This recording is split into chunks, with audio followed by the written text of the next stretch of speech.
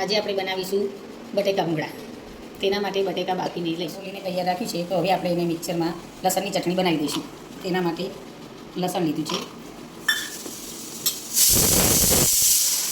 થોડીક હળદર લઈશું, 1 ચમચી તીખું લાલ મરચું પાવડર,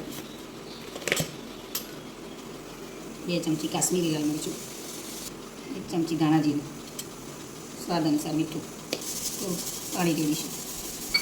હવે તેને ક્રશ કરી દઈશું. હવે આપણી લસણ મરચાંની ચટણી તૈયાર થઈ ગઈ છે. આપણા બટાકા બફાઈને તૈયાર થઈ ગયા છે. હવે તેના નાના નાના ટુકડા કરી દઈશું.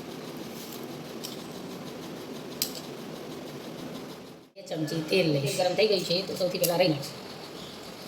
એ ફૂટી રહે ત્યારે જીરું નાખીશું, હિંગ, ચપટી હળદર, લસણની ચટણી બનાવી લીધી તે નાખીશું. હવે તેને મિક્સ કરી દઈશું. તેલ છૂટે ત્યાં સુધી એને ચડવા દઈશું. હવે આપણી લસણની ચટણીનો મસાલો ચડીને તૈયાર થઈ ગયો છે, તો બાફેલા બટાકા તેમાં નાખી દઈશું.